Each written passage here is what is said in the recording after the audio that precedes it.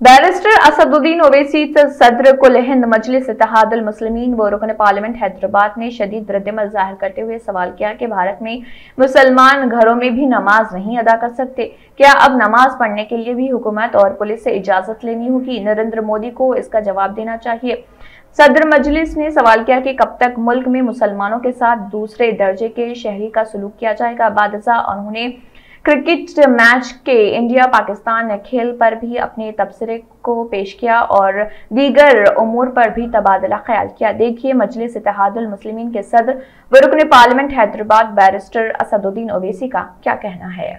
दुमका में जो हरकत हुई है वो काबिल मजम्मत है, कंडेमनेबल है और वो हैवानियत की एक मिसाल पेश करता है कि एक नौजवान ने एक बच्ची को ज़िंदा जला दिया है।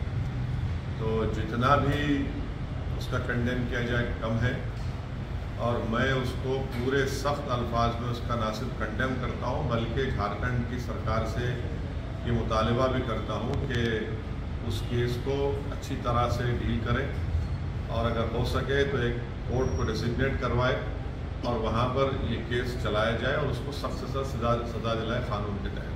सर आपने फांसी मांगी, बीजेपी ये कह रही है कि फास्ट ट्रैक कोर्ट में इसको चलाएगा और 15 दिन के अंदर सब लोग फांसी। तो ठीक है, हम भी डिमांड कर रहे हैं कि एक स्पेशल कोर्ट बनाया जाए और क़ानून के तहत उस पर केस चलाया जाए, केस को मजबूती से लड़ाया जाए और जो सख्त से सख्त सज़ा हमारे इंडियन पीनल कोड में है वो उनको उस शख्स को मिलनी चाहिए। काबिल यानी जस्टिफाइबल से छोड़िए, ये तो हैवानियत है। मानना ये है कि जुडिशियल प्रोप्राइटी ये डिमांड करती है कि जब सुप्रीम कोर्ट ने बाबरी मस्जिद अयोध्या केस में 1991 places of religious worship act के बारे में कह दिया है कि वो कॉन्स्टिट्यूशनल लॉ का हिस्सा है, भारत के संविधान के बेसिक स्ट्रक्चर का हिस्सा है, तो ये फैसला मेरी राय में ये फैसला गलत है।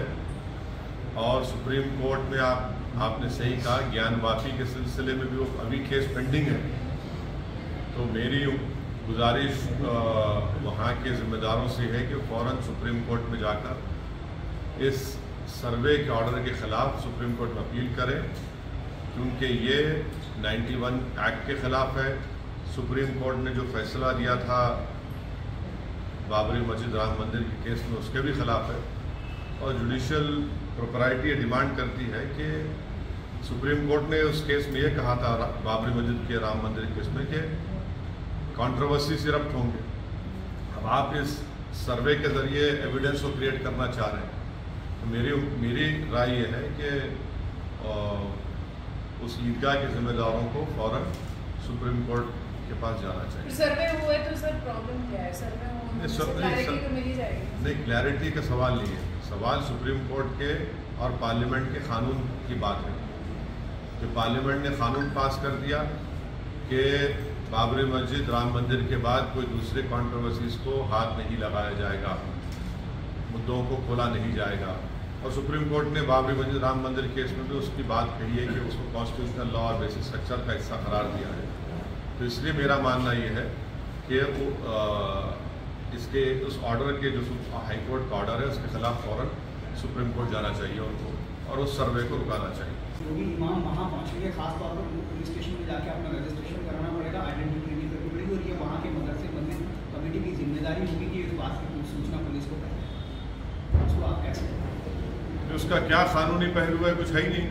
क्यों रजिस्टर करेंगे भाई? वो भारत का नागरिक है, वो इंडियन नेशनल है वो। हाँ, अगर कोई ऐसे नॉर्थ ईस्ट के इलाकों में जा रहा है जहाँ पर मुझे जाने के लिए वीज़ा की ज़रूरत पड़ती है या मुझे कुछ क्या बोलना चाहिए, वीज़ा नहीं बल्कि जो परमिशन लेटर होना पड़ता है लक्षद्वीप जाने के लिए और दूसरे, वो अलग बात है। अगर कोई भारत का नागरिक जा रहा है, वो एक इस्लामिक स्कॉलर है, उसको रजिस्टर क्यों करना पड़ेगा? क्या भारत में फ्री मूवमेंट की रोकथाम लगा रहे हैं क्या वहाँ के मुख्यमंत्री वहाँ पर? और वो कौन होते किसी पर शक करने वाले?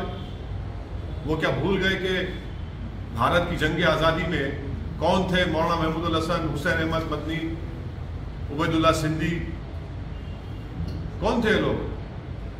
इतने बड़े आलिम दीन ने भारत को अपनी जाने, अपनी जेलों में रह रहकर, माल्टा की जेलों में रहकर भारत को आज़ादी दिलवाई, और हम 75 साल का आज़ादी का जश्न मना रहे हैं, और अब उसी आलिम दीन को, उसी स्कॉलर को आप कह रहे हैं कि तुमको अगर आसाम आए रजिस्टर करना पड़ेगा। क्या हम खराज अकीदत पेश कर रहे हैं जब 75 साल की आज़ादी मना रहे हैं?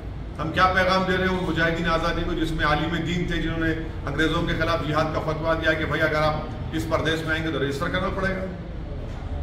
सरकार का तर्क यह है कि बाहर से आने वाले लोग आतंक हैं। कौन से बाहर के लोग हैं? अरे भाई आप ये बताइए, जितने वहां पर जो मिलिटेंट ऑर्गेनाइजेशन है, जो बाहर के लोकल हैं, वो जिन पर सरकार ने उन पर पाबंदी आयत लगा दी, जो बांग्लादेश में बैठे हुए हैं, उल्फा कहाँ की है? वो टेररिस्ट ऑर्गेनाइजेशन है, आपने पाबंदी लगा दी, मगर ये तो नॉर्मल ह्यूमन बीइंग है, इसका कोई ताल्लुक ही नहीं है। कोई ऑर्गेनाइजेशन को अगर आप बैन कर रहे हैं तो समझ सकते बात को। कोई इस्लामिक स्कॉलर है, कोई मौलाना है, कोई आलिम दीन है, कोई मुहद्दिस है, कोई मुफ्ती है, बाहर से आएगा तो क्या उसका वो करेंगे? क्या गलत है ये बिल्कुल। मदरसों पे आरोप लग रहे हैं ना, कि मदरसों पे आरोप, ये तो झूठा आरोप है, झूठा आरोप है। आप पूरे मदरसों को बदनाम कर देंगे क्या?